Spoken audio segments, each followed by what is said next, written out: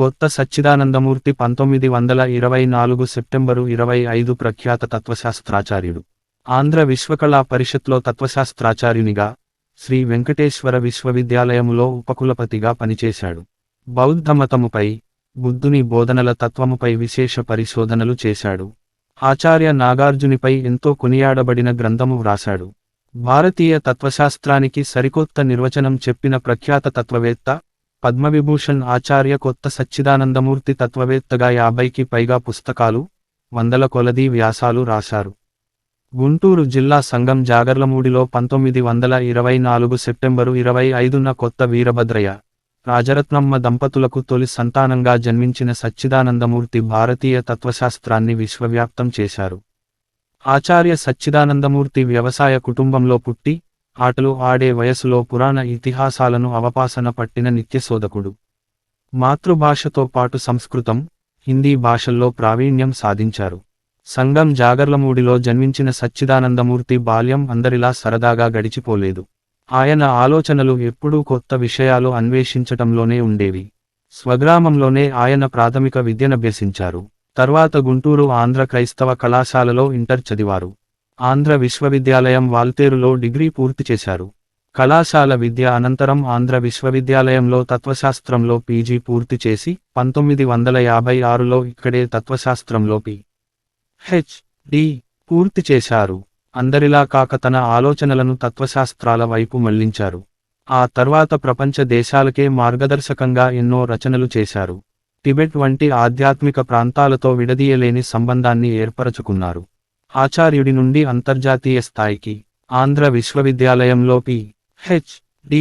పూర్తి చేసిన మూర్తి 1959లో అమెరికాలోని ప్రిన్సిటన్ విశ్వవిద్యాలయంలో ప్రొఫెసర్గా బాధ్యతలు నిర్వహించారు. అక్కడి నుంచి మళ్లీ స్వదేశానికి వచ్చి 1960లో తాను విద్యనభ్యసించిన ఆంధ్ర విశ్వవిద్యాలయంలో ఆచార్యునిగా చేరారు. 1963లో బీజింగ్లోని చైనా పీపుల్స్ విశ్వవిద్యాలయం ఆచార్యునిగా పనిచేశారు. మధ్యలో జె.ఎన్.టి.యు. ప్రొఫెసర్గా కూడా బాధ్యతలు నిర్వర్తించారు. ఆ తర్వాత 7 ఏళ్లకే గుంటూరు యూనివర్సిటీ పి.జి. సెంటర్కు ప్రత్యేకాధికారిగా వచ్చారు. ఇక్కడ 1971 వరకు పనిచేసిన ఆయన జిల్లాలో కళాశాలల అభివృద్ధికి విశేష కృషి చేశారు. ఉపకులపతి, శ్రీ వెంకటేశ్వర విశ్వవిద్యాలయ ఉపకులపతిగా 1975–78 మధ్య పలు విద్యా విధానాలకు నాంది పలికారు. 1986–89 కాలంలో విశ్వవిద్యాలయాల గ్రాంట్స్ కమిషన్ ఉపాధ్యక్షుడిగా పనిచేశారు. సారనాథ్లోని విశ్వవిద్యాలయ స్థాయిగల central institute of Tibetan studies సంస్థకు ఛాన్సలర్ హోదాలో 1989–2001 వరకు పనిచేశారు. అప్పుడే టిబెట్తో మంచి సంబంధాలేర్పడ్డాయి. తర్వాత విదేశాల్లో చాలా చోట్ల తత్వశాస్త్రంపై ప్రసంగాలు చేశారు.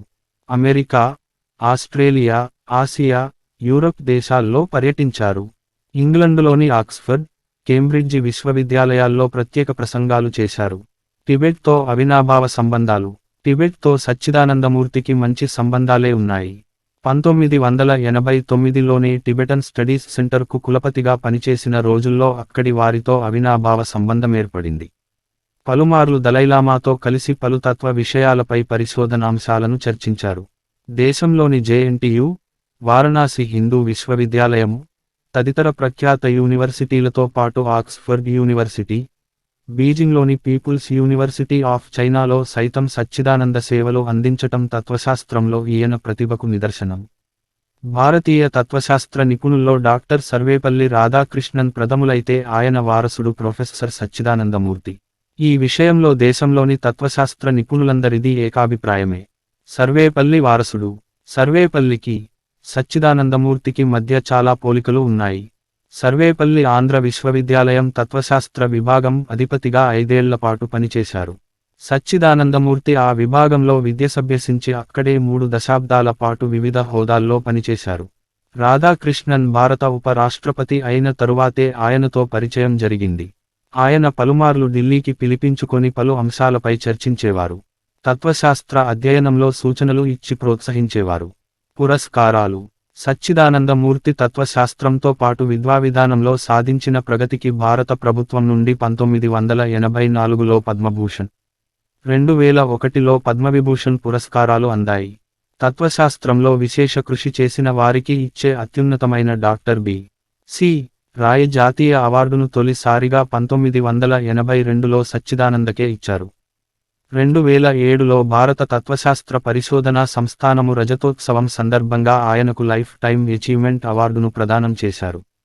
స్వామి ప్రణవానంద తత్వశాస్త్ర జాతీయ బహుమతి, శృంగేరి పీఠం అందించే విద్యాసాగర అవార్డు, కాశీ సంస్కృత విద్యాలయం ప్రదానం చేసిన వాచస్పతి తదితర అవార్డులను ఈయన పొందారు.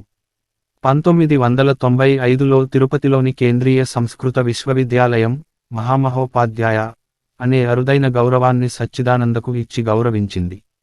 జర్మనీ, రష్యాలోని పలు సంస్థలు కూడా సచ్చిదానందకు డాక్టర్ ఆఫ్ ఫిలాసఫీ బిరుదులు ఇచ్చి సత్కరించాయి. ఆచార్య నాగార్జున యూనివర్సిటీలో సచ్చిదానందమూర్తి పేరిట professor Sachidananda Murthy centre for studies in Afro Asian philosophy పేరుతో తత్వశాస్త్ర కేంద్రాన్ని ఏర్పాటు చేయడం ఆయన కీర్తికి నిదర్శనం. మరణం: సచ్చిదానందమూర్తి గారి భార్య వేదవతీదేవి. వీరికి యశోమిత్ర, రఘునాథ్, కృష్ణ, రమేష్ అనే నలుగురు కుమారులున్నారు.